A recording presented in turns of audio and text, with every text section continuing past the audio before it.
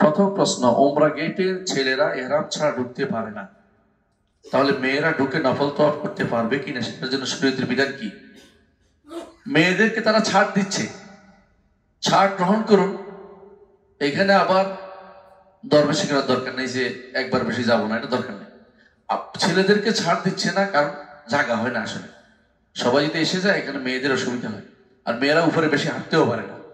তাদের জন্য যেহেতু বিশেষ নেয়ামত, তাদের সুযোগ, এই জন্য মেয়েদেরকে বলছি যত বেশি পারেন তওয়াফ করেন, তবে বিনা না থেকে দূরে দূরে থেকে ছেলেদের সাথে ঘেঁষাঘেঁষি কম করে তওয়াফ করবেন। আয়েশা রাদিয়াল্লাহু আনহা উম্মতের সবার মা, তারপরেও তিনি তওয়াফ করতেন দূরে দূরে থেকে, যেন ছেলেদের সাথে ঘেঁষাঘেঁষি না হয়। সেই জন্য তওয়াফ করবেন, আপনাকে একটু নিজেকে সংকুচিত করে সাবধান হয়ে যতটুকু না হলে না অতটুকু আপনি অন্তত দূরত্ব বজায় রেখে আপনি তওয়াফ করার চেষ্টা করবেন। তারপরে যদি সেটার কারণে লেগে যায়, গায়ে লেগে যায় বা কারণ, এটা তো আল্লাহ মাফ করবেন, আপনি তো আল্লাহর জন্য বের হয়েছেন, সেটা আলাদা কথা। তো যাবেন, যেহেতু সুযোগ দিচ্ছে আপনাকে, এটা জিজ্ঞাসা করেন, তারা জানে এটা ভালো করে, জেনে শুনেই ছাড় দিচ্ছে, সুতরাং আপনি যাবেন।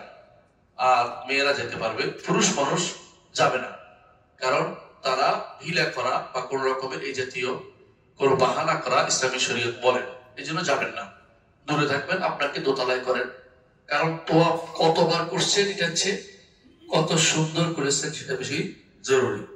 কথা বুঝছেন কিনা? আপনি যতক্ষণ টাইম তওয়াফের মধ্যে থাকবেন ততক্ষণ সালাতের মধ্যে আছেন। তো 1.5 ঘন্টা হলে অসুবিধা কি? একটা হোক কয়টা হোক, সব তো দিবেন আল্লাহ। তো তওয়াফের মধ্যে থাকলেই আপনি সালাতের মধ্যে আছেন, সুতরাং আপনি পুরোটাই ইবাদতের মধ্যে আছেন, দোয়া করতেই থাকেন। তো আপনি 10 বার নিচে করলে, একবার উপরে করলে আপনি সেই একই জায়গাতে আছেন। শুধু পার্থক্য হচ্ছে প্রতি 7 চক্করে একবার সালাত আদায় করতে হয়, এখানে 7 চক্কর পর একবার করছেন, এখানে তাড়াতাড়ি কয়েকটা করতে পারতেন সালাত, ওখানে একবার করছেন, এটা পার্থক্য।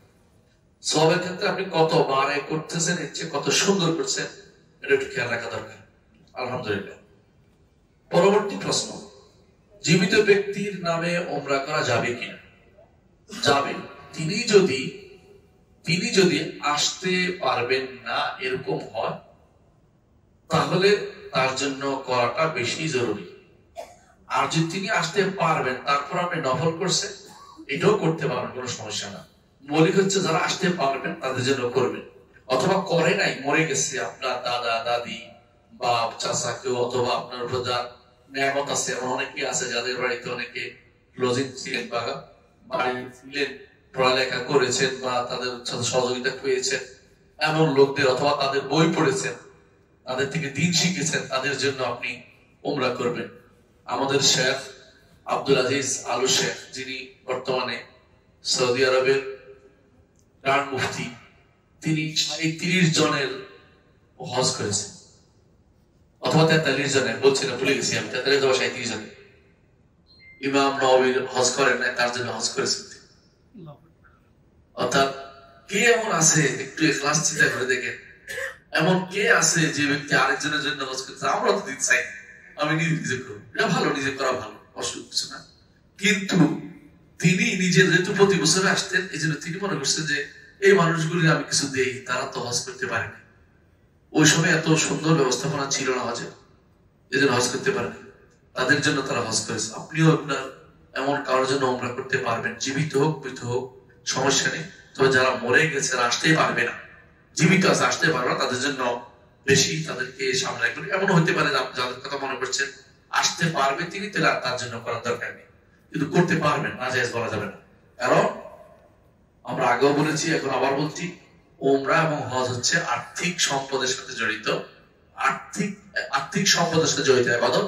যে সমস্ত ইবাদত আর্থিক সম্পদের সাথে, অর্থের সাথে জড়িত, সেগুলো, যে সমস্ত ইবাদত অর্থের সাথে জড়িত, সেগুলো একজন আরেকজনের পক্ষ থেকে করতে পারে।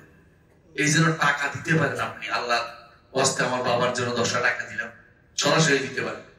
কিন্তু যে সমস্ত ইবাদত অর্থের সাথে জড়িত নয়, সেগুলি একজনটা একজন করতে পারে না। আপনার বাবার সালাতটা আপনি পড়তে পারবেন না, বাবার সওয়াবটা আপনি রাখতে পারবেন না, বাবার কোরআন তেলাওয়াত আপনি করতে পারবেন না। তাহলে কি করতে হবে? নিজে করে এটার ওসিলা দিয়ে দোয়া করতে পারবেন, আল্লাহ আমি সালাত পড়েছি, আল্লাহ আমি যাকাত দিয়েছি, আল্লাহ আমি খানা খাইয়েছি, আল্লাহ আমি রোজা রাখছি, এর ওসিলা দোয়া করছি, আল্লাহ আমার বাবাকে ক্ষমা, এটা করতে পারবেন। কিন্তু এটা সরাসরি দিতে পারবেন না। আর যেটা আর্থিক, সরাসরি বাপের পক্ষ থেকে একটা টিউবওয়েল দিতে পারবেন, একটা মসজিদ নির্মাণ করতে পারবেন, যেহেতু টাকার বিষয়। আর্থিক ইবাদত অন্যের জন্য করা যায়, কিন্তু শারীরিক ইবাদত অন্য কারোর জন্য করা যায় না। সেটা কি করতে হয়? এটার ওসিলা দিয়ে দোয়া করা যায়। যে কাজটা করেছেন ওসিলা দিয়ে দোয়া করা যায়। কথা বুঝাতে পারছি? আলহামদুলিল্লাহ।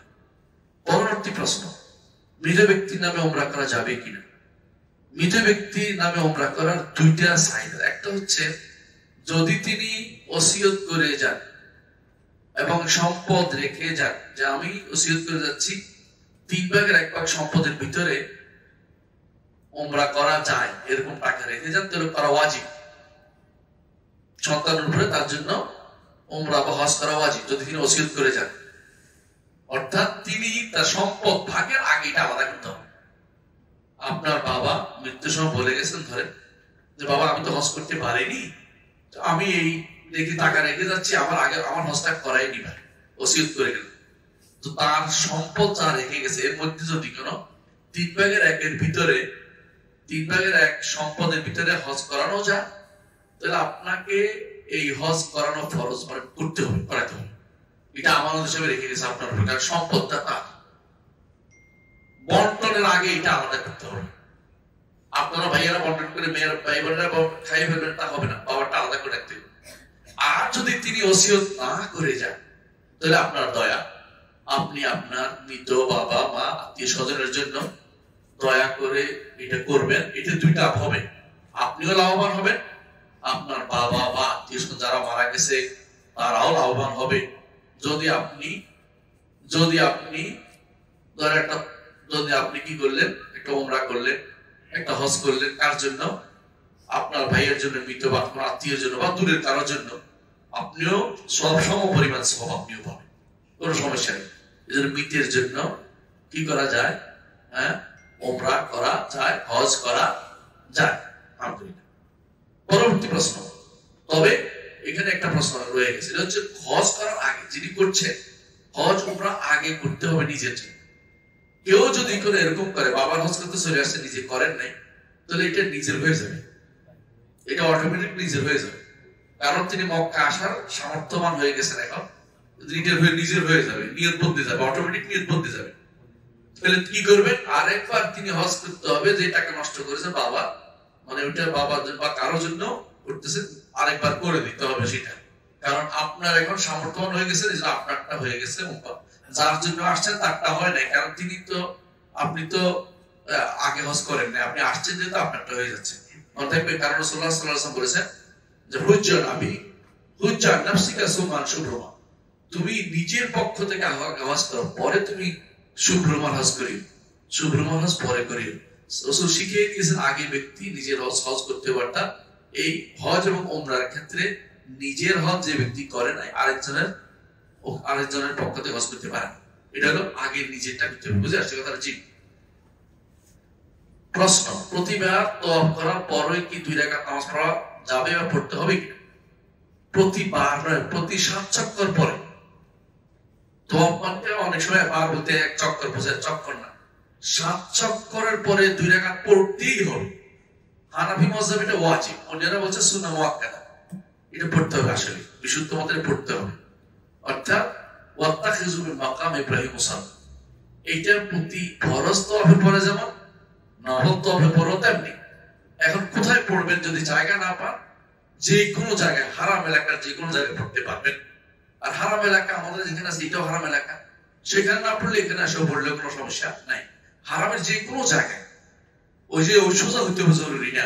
যারা একবার ওখানে দাঁড়ায় যাচ্ছে, মানুষের কষ্ট দিচ্ছে, সওয়াব হচ্ছে, গুনাহ বেশি হচ্ছে। কেন গুনাহ বেশি হচ্ছে? মানুষের নামাজের সামনে আপনি গুনাহ, আপনি ইচ্ছা করে এখন মানুষ গুনাহগার বানাচ্ছেন, না দাঁড়ায় গেছেন মানুষের কষ্ট দিতে। এগুলি শিয়াদের কাজ, সুন্নিরা এগুলি করা উচিত না। দেখে দেখে অনেকে করে, শিয়ারা এমনি দিয়ে বসে থাকে মানুষ জন্য নামাজ পড়ে। আমরা এত মানুষের সামনে এটা করা তো উচিত না। আপনি এমন জায়গায় দাঁড়াবেন যেখানে মানুষ আপনার সামনে দিয়ে যেতে পারে না। তখন বাধাও দিতে পারবেন, শরীয়ত অনুমোদিত যে আমি এত কষ্ট করে একটা বাধা নিয়ে তারপরেও তুমি আমার সামনে যাচ্ছ, হাত দিয়ে বাধা দিবেন। কিন্তু মাতাফের ভিতরে এখানে আপনি নামাজ পড়াচ্ছে, তোয়াবকারীর অধিকার বেশি, আপনি বাধা দিতে পারবেন। কথা বলছেন কিনা? মাতাফের ভিতরে কেউ যদি নামাজে দাঁড়িয়ে যায়, নফল সালাতে দাঁড়িয়ে যায়, তার চেয়ে অধিকার কার বেশি? তোয়াবকারীর বেশি। এই জন্য আপনি বাধা দিতে পারবেন। আপনার ধারণাটা ভুল। যতক্ষণ পর্যন্ত তোয়াবের অসুবিধা হবে আপনি গুনাহগার হবেন। এই জন্য এটা করবেন না। মাতাফের ভিতরে দাঁড়াতে হলে আগে দেখবেন আমি কোনো কারো অসুবিধার কারণ হচ্ছে কিনা, এটা ভালো করে দেখতে হবে। প্রিয়বার, ইসলাম সুন্দর। আমি অসুন্দর কাজটা ইসলাম কোনোদিন পছন্দ করেন নাই, কোনোদিন পছন্দ করেন নাই। ইসলাম এই নিয়ম নাই, কিন্তু আমরা নিজেকে অসুন্দর বানিয়ে ফেলছি। ইসলাম অনেক সুন্দর, হজও সুন্দর, হজটাকে আমরা অসুন্দর বানিয়ে ফেলছি না বুঝে, এবং বিরক্তির কারণ বানিয়ে ফেলছি। কারণ বিরক্তির কারণ হওয়ার দরকার নেই। আপনি পাচ্ছেন না, আল্লাহ দেখতেছেন, সেখানেও আল্লাহ ছাড় দিয়েছে, কিন্তু আপনি মরে যেতে হবে এটা আল্লাহ বলে নাই। সুতরাং এটা খেয়াল রাখতে হবে। পরবর্তী প্রশ্ন, মহিলারা হোটেলে নামাজ পড়লে কি একই সওয়াব পাবে? হোটেল যদি হারাম এলাকার ভিতরে হয় তাহলে তারাও 1 লক্ষ সওয়াব পাবে, 1 লাখ সওয়াব পাবে। 1 লাখ কি একটা প্রতি রাকাতে না প্রতি সালাতে? সবাই একমত? যে একজন ভিন্নমত পোষণ করেন না, তার কারণ জিনিসটা বলতো প্রতি সালাতে, প্রতি সালাতে। হাদিস সালাতের কথা আসছে, রাকাতে আসে না। সালাতুল ফি মসজিদি হাযা, হাদিস এভাবে বলছে, সালাতের কথা বলছে, রাকাতে বলেনি। আমাদের এটা ভুল ধারণা। প্রতি সালাতে, বুঝছেন কথাটা? নফল হোক ফরজ হোক, প্রতি সালাতে আপনি 1 লাখ করে পাবেন। তো যেখানে পড়েন এখানে পড়লেও পাবেন, তবে কাবার সামনে পড়লে যত বেশি ফাস্তাবিকুল খায়রাত, কল্যাণের কাজে অগ্রণী হয়, কারণ সওয়াবটা বেশি পাবেন, কোনো সন্দেহ নেই। যে আল্লাহর কাজ যত বেশি সামনে, প্রতি কদমে 1 কদমে গুনাহ মাফ, 1 কদমে, আরেক কদমে কি 10টা নেই, আরেক কদমে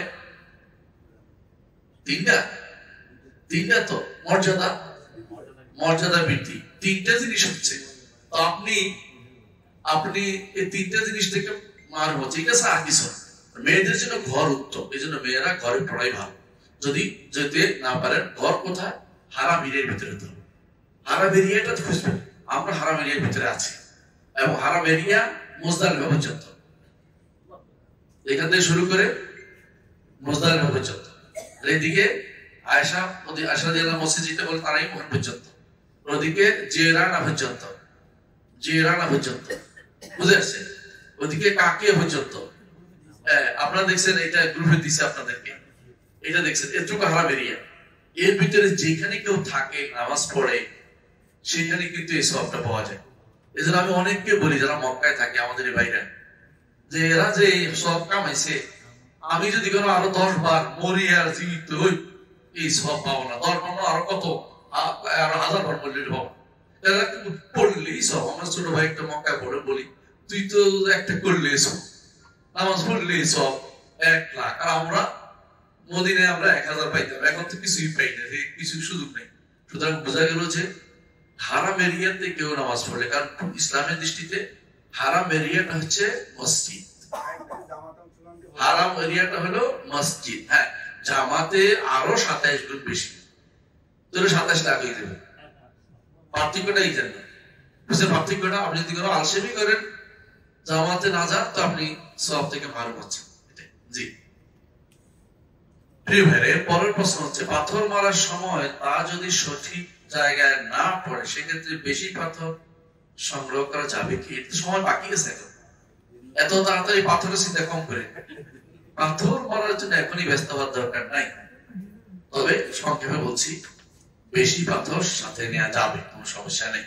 পরে ফেলে দিবেন, বেশি মারা হয়ে গেছে, কোন দিন ফেলতে পারেন, ফেলে দিবেন 13 তারিখে বাকিটা ফেলে দিবেন। কিন্তু বেশি পাথর নিয়ে এখন দোষণীয় না, সাথে রাখতেই পারে, সমস্যা নেই। কিন্তু পাথর 49টা 72টা বাছাই করে দিতে পারতো তো গনে গনে, এটা রাসূলুল্লাহ সাল্লাল্লাহু আলাইহি ওয়াসাল্লাম করেন নাই। যদি করতে পারেন নিষেধ নাই, কিন্তু এটা করেন নাই রাসূলুল্লাহ, সেটা আপনাদের জানাই দিচ্ছি। রাসূলুল্লাহ সাল্লাল্লাহু আলাইহি ওয়াসাল্লাম প্রথম দিনের তা মুজদালিফা থেকে আনছেন, পরের গুলি তিনি জায়গা যেখানে ছিল সেখান থেকে সংগ্রহ করেছেন। এদেশ পাথরের ভূমি, পাথরের অভাব আছে, বিছানা উঠলে দেখবেন যে মিনাতে পাথর কাকে বলে, কত প্রকার কি কি সব পাবেন। সুতরাং পাথর নিয়ে এত টেনশনে পড়ার দরকার নাই। পাথর কেউ চাইলে আপনাকে তখনই ভর্তি করে দিবে ইনশাআল্লাহ। আচ্ছা, আলহামদুলিল্লাহ। পরবর্তী একটা প্রশ্ন আছে, নফল তওয়াফ কারো পক্ষ থেকে করা যাবে কি, জীবিত মৃত? দেখুন, তওয়াফটা যেহেতু এটা কিন্তু ওমরা না, খেয়াল করছে জিনিসটা? তওয়াফটা কিন্তু শারীরিক ইবাদত হচ্ছে, ওমরাটার মতো না। ওমরা তো বাইরে দিয়ে আসতে হয়, খরচ করতে হয়, সব মিলে। তওয়াফটা আপনি এখানে আসেন বলেই করতেছেন। তওয়াফটা কিন্তু শারীরিক ইবাদত। এই জন্য তওয়াফটা উচিত হচ্ছে আপনি তওয়াফটা করে এর ওসিলা দিয়ে দোয়া করবেন। অমুকে তওয়াফ করতেছে এটা না। তওয়াফটা তো আমরা একটু আগে বলেছি, আপনার একটা কায়দা বলে দিয়েছিলাম, আর্থিক ইবাদত যেখানে অর্থ জড়িত সেটা এটা সরাসরি করা যায়, অর্থ জড়িত আর পক্ষ থেকে করা যায়, মানে আরেকজনের পক্ষ থেকে করা যায়। কিন্তু এটা শারীরিক ইবাদত, এটা নিজে করতে হবে, করে ওসিলা দিয়ে দোয়া করতে হবে। তো এখানে তওয়াফটাকে সেইভাবে একজনের তওয়াফ আরেকজনে করবে না। কি করবে? তওয়াফ করে এটার ওসিলা দিয়ে দোয়া করবেন, মায়ের জন্য, বাবার জন্য। আল্লাহ, আমি এই তওয়াফটা করেছি, এর ওসিলা দিয়ে দোয়া করছি, আমার বাবা মাকে ক্ষমা করে দিন, বাবা আমার ছেলেরে ভালো করে দিন, অথবা সুস্থ করে দিন, করতে পারবেন। কিন্তু একজনের জন্য করবেন না, এটা নিয়মের ভিতরে পড়ে না। আমরা কায়দাটা বলে দিয়েছি আপনাদেরকে, আর্থিক ইবাদত এবং শারীরিক ইবাদতের পার্থক্যটা। এটাকে সবসময় মাথায় রাখবেন, সব সুন্দর হয়ে যাবে। ইসলাম সুন্দর, অসুন্দর বা হযবরল অবস্থায় ইসলাম পছন্দ করে না। আল্লাহ আমাদের বুঝার তৌফিক দান করুন। তার আগে প্রশ্ন, আরো প্রশ্ন রয়ে গেছে, তার অনেক প্রশ্ন, কিন্তু বহু প্রশ্ন। নফল তওয়াফের পরে 2 রাকাত সুন্নত সালাত পড়া কি বাধ্যতামূলক? জি, আমরা বলেছি কি নফল তওয়াফ হলো 2 রাকাত পড়া বাধ্যতামূলক। কারণ তওয়াফ শুরু করলে অধিকাংশ আলেমের নিকট তওয়াফ কিন্তু শেষ করতে হয়। যদি না করলে মাফ করে দিয়েছেন, আরেকদিন করে ফেলবেন। তো এই জন্য তওয়াফটাও সেরকম, যদিও অনেক আলেম বলছে নফল তওয়াফটা নফল সালাতের মতোই, সেই হিসাবে পূরণ করা লাগে না। কিন্তু নফল তওয়াফ শেষ করলে 2 রাকাত কিন্তু পড়তে হবে, বুঝে আসছে? এরপরে সালাতুত তাসবিহ পড়া যাবে কি? সালাতুত তাসবিহ, সালাতটা আসলে অনেকগুলো সনদে আসছে, তো আমি এটাকে দুর্বল মনে করি, এজন্য আমি আমল করি না। এবং আমাদের মাশায়েখরা দুর্বল মনে করতেন, আমল করতেন না। সোজা বলে দিলাম, বাংলাদেশে আপনার অনেক পিছিয়ে শেখ আব্দুল্লাহ জাহাঙ্গীর রহমতুল্লাহ আলাইহি, উনি বলতেন যে আমরা আমল করি না, কারণ এটা আসলে সহিহ হাদিস বলে প্রমাণিত হয়নি। এখন কেউ যদি বলে আমার কাছে সহিহ মনে হচ্ছে, তিনি বলুন আমাদের কাছে সহিহ মনে হয় নাই, এই জন্য আমরা এটার উপর আমল করি না। বুঝে আসছে কথাটা? এটা সবাই মনে রাখবেন। সালাত তাসবিহের উপর আমল করার কোনো জরুরি কিছু আমি মনে করছি না, দয়া করে এটা আমল করার দরকার নেই। অন্য কত সালাত রয়েছে, পড়লেই তো সওয়াব আপনার এক সালাত পড়লে 1 লাখ, হ্যাঁ, আর জামাতে পড়লে 10 কত 25 লাখ 27 লাখ। সমস্যা কি? আপনি তো কমতি করতেছেন না। এমন জিনিস কেন যাবেন জিনিস করতে যাবেন যে জিনিসে কি আছে, সমস্যা আছে, যে জিনিসে মন সায় দেয় না যে এটা আসলে হাদিসের পক্ষে যাচ্ছে, মানে আমল দুর্বল, আমল কেন করতে যাবো, আমল সহিহ আমল থাকতে। আসসালাম, তারপর আমি কিন্তু কেউ যদি করে তার বাধা দিচ্ছি না, কারণ হয়তো তার কাছে সহিহ মনে হচ্ছে, কিন্তু আমি বাধা দিব এই জন্য আমার কাছে কিন্তু সহিহ আবার বলছে, আমার জিজ্ঞাসা করে আমি মানা করবো। এখন তিনি খুঁজে বেড়াবেন কেউ তাকে সহিহ বলছে কিনা, সহিহ বললে তিনি তাকে সনদ দিয়ে বুঝে দিতে পারে, আলহামদুলিল্লাহ আমার কাছে এটা সহিহ। সফরে থাকাকালীন সুন্নত সালাত সমূহের হুকুম কি হবে? সুন্দর প্রশ্ন। সফরে রাসূলুল্লাহ সাল্লাল্লাহু আলাইহি ওয়াসাল্লাম ফরজ সালাত 2 রাকাত পড়েছেন, নফল সালাত তিনি এই সুন্নতগুলি পড়েন নাই। অর্থাৎ যোহরের পূর্বে পরে, মাগরিবের পরে, এশা পরে যে সুন্নত গুলো আছে এগুলি রাসূলুল্লাহ সাল্লাল্লাহু আলাইহি ওয়াসাল্লাম পড়েন নাই, কোনদিন পড়েছে কোনো প্রমাণ নেই। কিন্তু ফজরের 2 রাকাত তিনি পড়েছেন, ফজরের 2 রাকাত পড়বেন আর বিতির পড়বেন, আর বাকি যে সমস্ত সালাতের আগে পরে সালাতগুলো একটাও এখন আর নাই। তো কি পড়বেন? নফল হিসাবে আপনি যা ইচ্ছে তা সালাত পড়তে পারবেন, আগে পরে যতক্ষণ সময় পান ততক্ষণ সালাত আদায় করবেন। অর্থাৎ আপনি ইচ্ছা করলে সালাতের আগে যতক্ষণ সময় পাচ্ছে 2 রাকাত করে সারাদিন পড়ে, কোনো সমস্যা নাই। কিন্তু রাসূলুল্লাহ সাল্লাল্লাহু আলাইহি ওয়াসাল্লাম যেহেতু সফরে তিনি এই সুন্নত রাতে বা সুন্নতগুলি পড়েন নাই, সেগুলি পড়বেন না। কথা বুঝতে পারছি? আর আপনারা, আমি আবারও বলছি, আপনারা বাড়ি ফিরে যাওয়া পর্যন্ত মুসাফির, বাড়ি থেকে আবার ফিরে যাওয়া পর্যন্ত মুসাফির। মনকে জিজ্ঞাসা করুন তো আপনি মুসাফির কিনা? সফরে আছেন, বাড়িঘর কোথায়? বাংলাদেশে। সৌদি আরব বাড়িঘর করলে আপনাকে পুলিশি ফিরিয়ে ফেলে দেবে, বাড়িঘর এখানে নাই, সুতরাং আপনি মুসাফির। যে কোনো মূল্যে এখানে আপনাকে শুধু হজ করার জন্য ছাড়পত্র দিয়েছে, উমরা করার জন্য ছাড়পত্র দিয়েছে। আপনি এখানে দিন গণবেন না, দিন গণা কোনো হাদিসে কোরআনের আয়াত বা কোনো হাদিস দিয়ে সাব্যস্ত হয়, দিন গণার কোনো বিষয় নেই। যত দিন আপনি আপনার এই দেশের বাইরে থাকবেন আপনি মুসাফির। যদি না এখানে আপনাকে চাকরি দেওয়া হয়, যেখানে চাকরি দিলাম 2 বছর 2.5 বছর থাকতে হবে, কথা শুনতে হইব, সেটা এখানে আপনি স্বাধীন মানুষ।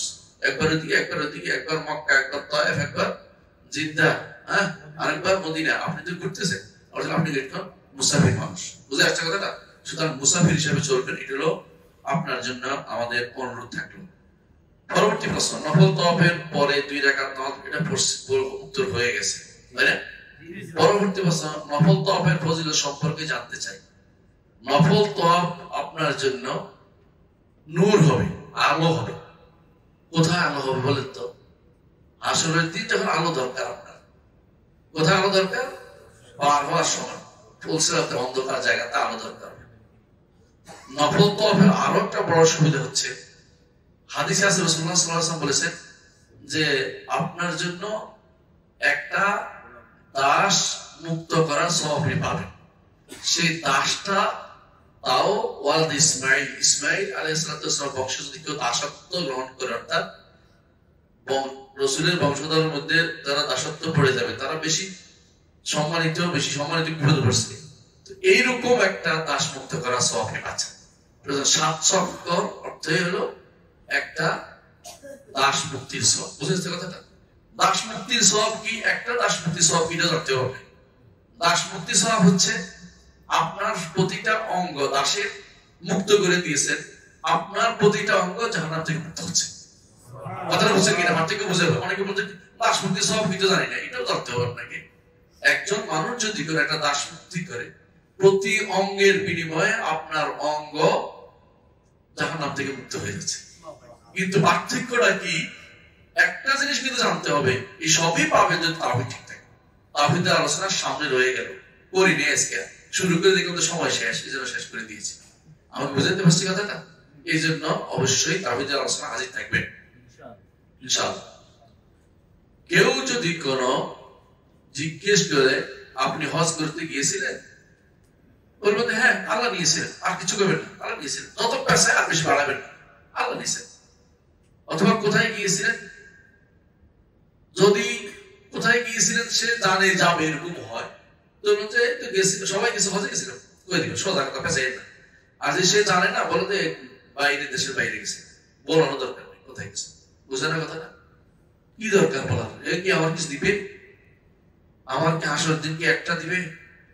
বউ পালাবে, সন্তান পালাবে, স্বামী পালাবে, কেউ দিবে না। সুতরাং আমিও কারণে বলি, আমার তারে খুশি করার আমার দরকার কিছু নেই। হ্যাঁ। পরবর্তী প্রশ্ন, উপরের তওয়াফের জায়গা অনেক বড়, নফল তওয়াফ কি 7 বারই করতে হবে নাকি?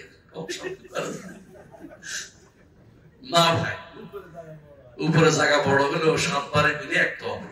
আপনি দরকার হলে বসতে পারবেন, এক চক্কর করে কত বসে থাকলেন, আরেকজন আরেকটু করলেন। বরং আলেমরা কখনো কখনো বর্ণনা করেন যে অনেকে আছে এক চক্কর দিয়ে কত জিরে চাটাকে আরেক চক্কর দিতে, এটাও নিষেধ নেই। বুঝে আসছে কথাটা? যতক্ষণ আপনি পারেন একটু আস্তে আস্তে করলে কোনো সমস্যা নাই। মানে আপনি ইবাদতের মধ্যে আছেন, নিজেকে ইবাদতের মধ্যে হাবস করা এটা বিশাল ব্যাপার, বা আবদ্ধ করা একটা বিশাল ব্যাপার। কিন্তু একটা এর কম করলে কিন্তু তওয়াফ হয় না। তবে কম সংখ্যক তওয়াফ করলেও কি 2 রাকাত ছাড়া দেখতে হবে না, মানে 7 চক্করের নিচে কোনো তওয়াফ হয়নি। নফল তওয়াফ করার সময় কি মাহরাম সাথে থাকতেই হয় নাকি একাও করা যাবে? না, মাহরাম থাকার কোনো দরকার নেই, কারণ আপনি সফর না, আপনি এখান পর্যন্ত মাহরাম দিয়ে গেছেন। তো মানে আপনি হজে সফরে মাহরাম আসছে, এইখান থেকে আপনি সফর আর আবার একদিন এক রাত্রি জায়গা বাদে এই বাকিটুকু আপনি অলরেডি হারামের ভিতরে, এরিয়ার ভিতরে যেখানে ইচ্ছা সেখানে আপনি একে একে যেতে পারেন। বুঝছেন কিনা? মানে এখন আপনি মসজিদ নবী যেতে পারেন, মসজিদ হারামে যেতে পারেন, কোনো সমস্যা নেই। এখন আপনি বলেন আমি আজিজিয়া হেঁটে হেঁটে চলে যাবো, তাও যেতে পারেন, কোনো সমস্যা নেই। কিন্তু এমন কোন ড্রাইভারের সাথে উঠতে পারবেন না যিনি বেগানা, যিনি আপনার মাহারাম না, বুঝেন না? তো সমস্যা, তখন মাহারাম থাকতে হবে সাথে। এটা কি কারণ? কারণ এ তো আপনার মাহারাম না, তার সাথে একান্ত হতে চাইছে, এটা খেয়াল রাখতে হবে। তো আপনাকে ওই নিজে নিজে হারামে যাইতে পারবেন, তোয়াফ করতে পারবেন, কোনো সমস্যা নেই। জি, পরবর্তী প্রশ্ন, 7 তোয়াফ 2-3 দিনে করা যাবে কি? একদিনে করতে পারবেন, 12 ঘন্টার মধ্যে করলে হবে, কিন্তু এর বেশি করা যাবে না। করলে একটা বাতিল হয়, মানে একটা তোয়াফ দিছে এটা হয়নি, 12 ঘন্টার মধ্যে করলেও হবে। দেরি করে করে আপনি একবার পানি খেয়ে ডোল হয়ে বসে গেছেন, আরেকবার করলে সমস্যা নেই, মাঝখানে থামতে পারবেন, বুঝে আসছে? হ্যাঁ, অনেকক্ষণ থেমে থাকতে পারবেন, সমস্যা, পরে বাকিটা করতে পারবেন, কিন্তু একদিন যেন 12 ঘন্টা যেন অতিক্রম না করে। বলতে পারেন দলিল কি? দলিল এখানে সরাসরি দলিল নেই, এটা হচ্ছে এটা যে গুরুত্ব বোঝানোর জন্য যে সে তোয়াফটা শেষ করবে। এটা আলমরা এই জন্য বলে 12 ঘন্টার একটা বাস সব জায়গাতে দিছে এই হজের মধ্যে। আপনি যদি কোনো ধরেন সাড়ি করতে গেছেন, বুঝে আসছে, তোয়াফ করছেন, সাড়ি করেন নাই, পরে যে সাড়ি করবেন 12 ঘন্টার ভিতরে করতে হবে। ধর আপনি বিদায় তোয়াফ করছেন, বিদায় তোয়াফ করে বসে রয়েছেন, 12 ঘন্টার ভিতরে আবার যদি না যান আবার করতে হবে, দিন পার হয়ে গেছে, আপনি ওই দিনে আর নাই, এই জন্য ব্লাইন্ড মিস হয়ে গেছে, আবার করতে হবে। পুরুষ ব্যক্তিরা একটু উমরা কি দুইজন একই উমরা কি দুইজন বিশ্ব মানুষের নামে করা যাবে? না ভাই, এটা চলবে না। একটা উমরা একজনের নামে করতে পারবেন, ভাগাভাগি এখানে চলবে না। হজও একজনের নামে করতে পারবেন, ভাগাভাগি এখানে চলবে না। তবে আপনি দোয়া করতে পারবেন ওদের জন্য, হজের মধ্যে উমরার মধ্যে বেশি করে দোয়া করতে পারবেন সবার জন্য, 100 জন 1000 জন দোয়া করবে, সমস্যা নেই। কিন্তু উমরা একজনের হবে, হজ একজনের হবে, মনে থাকবে যাবে। পুরুষ ব্যক্তিরা নফল সালাত, নফল তোয়াফ করার সময় প্রথম 3 চক্কর রমল করা লাগবে কিনা? নফল তোয়াফে কোনো রমল নাই, ইত্তিবা নাই। নফল তোয়াফে কোনো রমল নাই, ইত্তিবা নাই, বুঝছেন কিনা? নাচতে নাচতে করে এটা রমল তোয়াফে নাই। এটা হলো প্রথম তোয়াফে শুধুমাত্র, যেটা উমরাতে যেটা করেছে। এমনকি ফরজ তোয়াফ নাই, হজের পরে ফরজ তোয়াফ যেটা আছে ওইটা তো কোনো রমল নাই, ইত্তিবা নাই। ওইটা সুন্দর কাপড় পরে করতে হয়, সুন্দর কাপড় পরে করতে হয়, বুঝে আসছে? এবং সেইটা হজের পরে যে তোয়াফ করবেন, সেটা যদি কোনো আপনি পরিচ্ছন্ন অবস্থায় ইহরাম খুলে ফেলার পরে করেন, তাহলে আপনাকে আতর মেখেও তোয়াফ করবেন। এখন কাপড় মাখতে পারছেন তো অবশ্য, এখন পারবেন নফল তোয়াফের জন্য, কিন্তু উমরার জন্য সময় পারেন নাই। কিন্তু হজের সময়ে, হজের পর যখন হালাল হয়ে যাবেন, তখন এই কাপড় পরবে এবং সুগন্ধি লাগাইয়া তোয়াফ করবেন, তখন কোনো সমস্যা। পার্থক্য শরীয়ত শিখতে হবে কখন কোনটা করা যায়, ইনশাআল্লাহ আমরা বলে দেবো আপনাদের, যদি আল্লাহ জীবিত রাখেন। পরবর্তী প্রশ্ন, জুতা পরে কি নফল তোয়াফ করা যাবে? জি, জুতা পরে নফল তোয়াফ শাড়ি দুটেই করা যাবে। আমি তো কালকে শাড়ি করছি তোয়াফ জুতা পরে, তার পা চলে না ভালো, জুতা দিয়ে চলে ভালো, সমস্যা নেই। জুতা যদি পরিচ্ছন্ন হয়, তোয়াফ জুতা দিয়ে করবেন আরো ভালো। বিশেষ করে যাদের পা ফাটা আছে, কষ্ট হয়, তারা যদি কোনো এমন কোনো জুতা পরেন যেটা পিছন দিক থেকে লাগানো, কোনো সমস্যা নেই। ওই যে ওনার একটা চানা আছে, সুন্দর হাঁটতে সুবিধা, তাহলে এটা আরো ভালো। মোজা থাকলেও কোনো সমস্যা নেই, নফল তোয়াফের মোজা থাকলেও কোনো সমস্যা নাই। তবে ফরজ তোয়াফে মোজা থাকতে পারবে না। ফরজ ইহরামের অবস্থায় মোজা থাকে না। জি, মোজা থাকলে নিচে দিয়ে কাটে দিতে হবে, শুধু ইয়ার নিচে কাটতে হবে, 2 গিরার নিচে কেটে দিতে হবে, নিচের অংশ উপর অংশ কেটে দিতে হবে। পরবর্তী প্রশ্ন, তামাত্তু হজের উমরা কোনটা? তামাত্তু হজের উমরা হচ্ছে প্রথমটা, এর পরেরটা অতিরিক্ত। আপনি প্রথম যেটা আসছেন সেটা তামাত্তু হজের উমরা, এরপরে যেটা আপনি হজ করবেন, এরপরে যা যা করবেন, যত উমরা করবেন সবগুলি অতিরিক্ত, যে কোনো আমি করতে পারবেন।